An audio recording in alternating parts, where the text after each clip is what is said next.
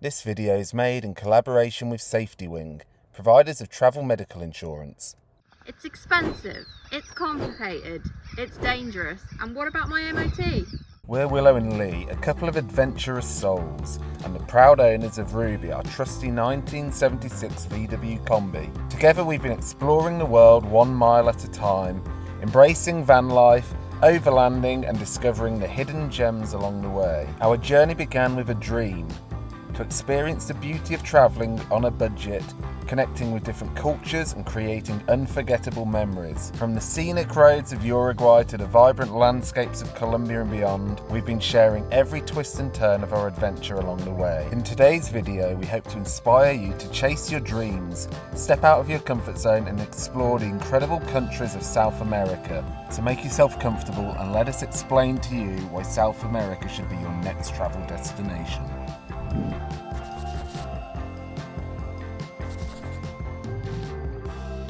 When we speak to people back home, the biggest misconception they have about travel in South America is the shipping.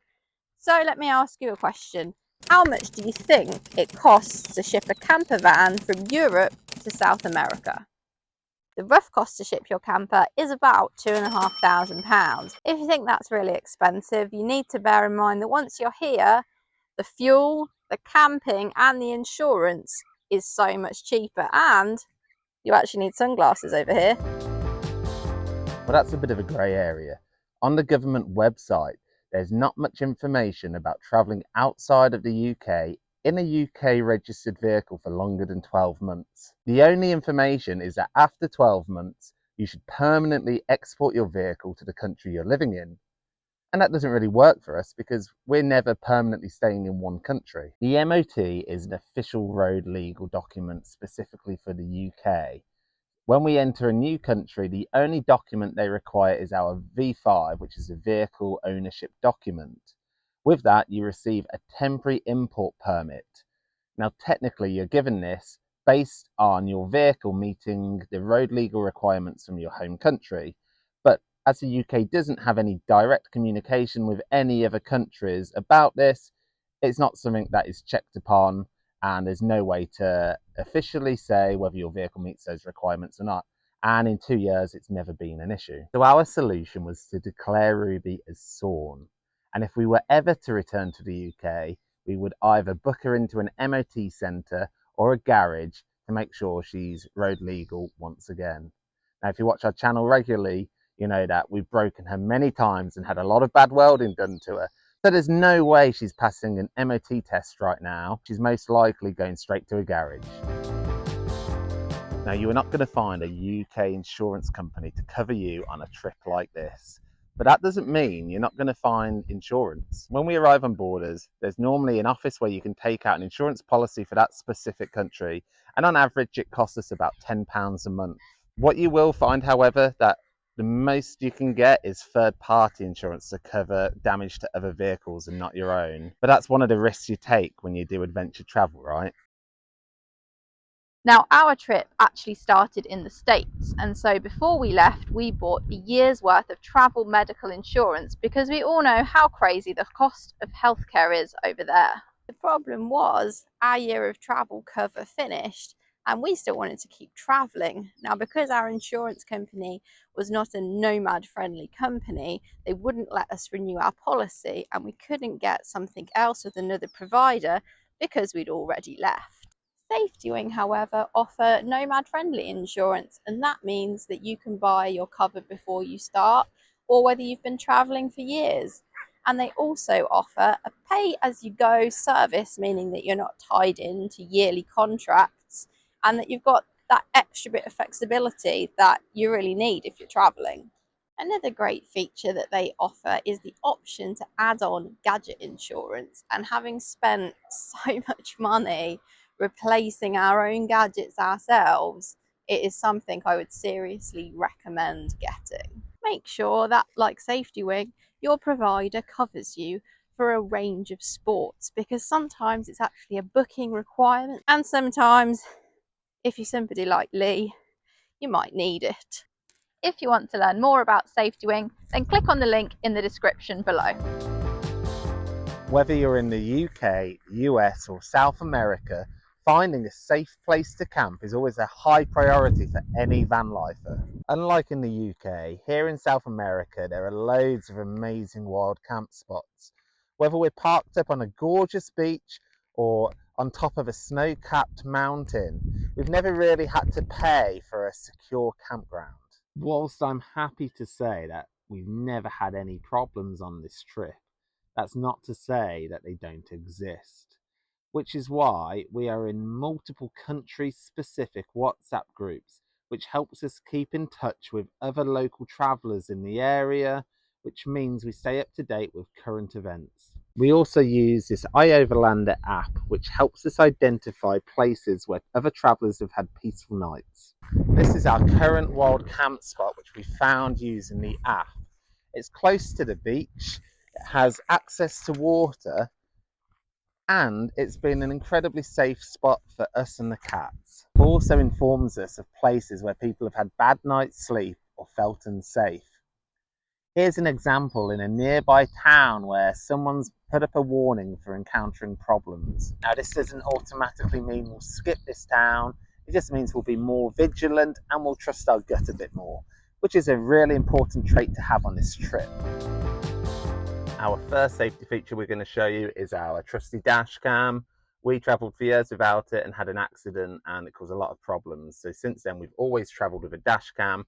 It means that if you have any problems on the road, you've got evidence to back you up if you aren't in the wrong. Our second safety feature is an international car tracker, and we use SkyTag. I'm not going to show you where it is because it kind of defeats the purpose of hiding it, but it's in here, and it means that if Ruby was stolen, we can notify the company and they will be able to track her anywhere in the world. It also notifies us if someone cuts the battery or our battery cuts out by itself. We've had one or two messages when our batteries just died. So it's a really good safety feature to have, something we would recommend to anyone, whether you're in the UK, the US, all over the world. Put a tracker in your camper. Now, some people assume that travelling across multiple different countries would be complicated in terms of your visa or expensive, but actually it's really not. This is our big bad border crossing folder and full of paperwork from years of travel and many borders, but all you're going to need is your UK passport, which is pretty strong down here, and it means that every country will give you a 90-day visa. I say visa because it's not like you have to apply for it. You just turn up at the border, you get 90 days. It doesn't cost you anything. And also in multiple countries down here, you can renew them for free or extend them. Colombia, we stayed an extra 3 months. It's also possible in Ecuador, and then down in Chile and Argentina, you can cross the border an infinite amount of times, and every time you just get given another 3-month visa. So it's actually very simple and free. We see people all the time ask what is the best SIM card for international use, and when we started we would buy a new SIM card in every country and it was problematic and it became quite expensive, especially if you do things like this, YouTube videos and social media. And so we bit the bullet and we bought Starlink in Colombia, and it has been an absolute game changer for us, not only for making getting around easier, but it's also a really big safety feature because it means we have internet in the most remote places. So if we somehow broke Ruby, very out of character, we can message someone and send a distress call, and that's priceless for us. I know it's quite expensive in the UK, but actually if you were thinking of doing this trip, you can easily buy it over here and it's a lot cheaper. I think we pay about £60 a month at the moment for ours, which is amazing. And also by having Starlink, it means we've been able to install this little guy, an internal camera, which means when we leave Ruby in cities and we're a little bit worried about safety, it means if we're having a beer out of character in a bar, we can log into the Wi-Fi, log into the camera, and we can check on the girls and Ruby, make sure everything's fine. And fortunately, we've never had a problem in our entire trip, let alone our time in South America. In terms of money, all of the cards that you would use in the UK will also work here. When we left, we just had our regular debit card. This is from Nationwide, and it works and it's not a problem, but it will charge you commission because that bank charges commission. We also have a credit card that has zero commission, which we researched and we got before we left on the trip with Halifax. And since we've been here, we have swapped to Starling because they offer no interest fees on foreign withdrawals, which is saving us quite a lot of money. That means the only thing you need to consider is which ATM you use, because some ATMs will charge you a lot of money and they'll tell you on the ATM, and it's something that if you're a member of one of those WhatsApp groups, you can find out in advance. Also on iOverlander, there's often points marked specifically for which ATMs are free, which ATMs offer really low fees, and in nearly all of the countries it's possible to withdraw cash without paying a fee. One of our biggest regrets was not bringing our cats from home on the trip with us. When we were planning to leave, we didn't really think it was possible to bring animals internationally across borders, and because we were planning on crossing to 2 different countries, we thought it would be a bit difficult for them. What we've come to learn is that actually traveling with animals internationally is really easy most of the time. And in fact, when you get to a border, often all you need are these 2 documents. This is their vaccination card and passport. It just shows that they're up to date with all of the necessary requirements for entering a new country. There are some countries that have silly requirements that you need to permanently import the animal into said country, and then when you leave, you permanently export it back out, which can be a little bit costly, but again, it's normally straightforward, if not a little bit tedious. We've also done a few things to make our girls more comfortable because, again, we didn't know before we started that you could travel with cats and how much cats actually enjoy it. But to make it a little bit easier, we've bought them a litter tray, which is great if they need to be inside Ruby for an extended period of time. They've got their beds, which is their safe place and the place they go to whenever they're scared. If it's lightning, there's fireworks, there's fiestas, or in Bolivia, there's a street parade because they love their street parades in Bolivia. But they go there and it's safe. We also have their harnesses if they want to be outside, but we're a little bit worried that it's not a safe place for them. And they also have GPS trackers now that work internationally. And if you want to know more about them, we'll put a link for the video up here.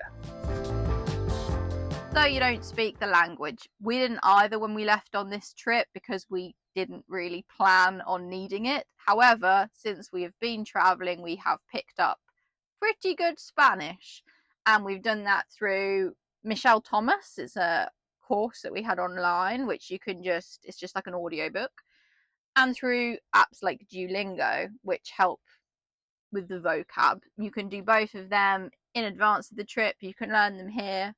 And I would also say that locals, some countries, they have a little bit of English, and on the whole, everybody's very friendly. They're very nice, and they don't tend to judge you for not being able to speak it. So you can get by without it, but you'll find you'll get much better interactions, you'll get great recommendations, and you'll get invited around for dinner a lot if you do speak the language. So there you have it. South America is not as scary and difficult as you probably thought.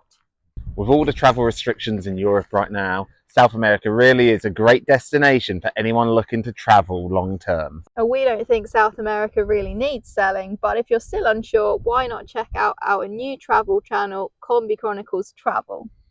And if you have any other questions, please let us know in the comment section below. And we'll catch you guys next time.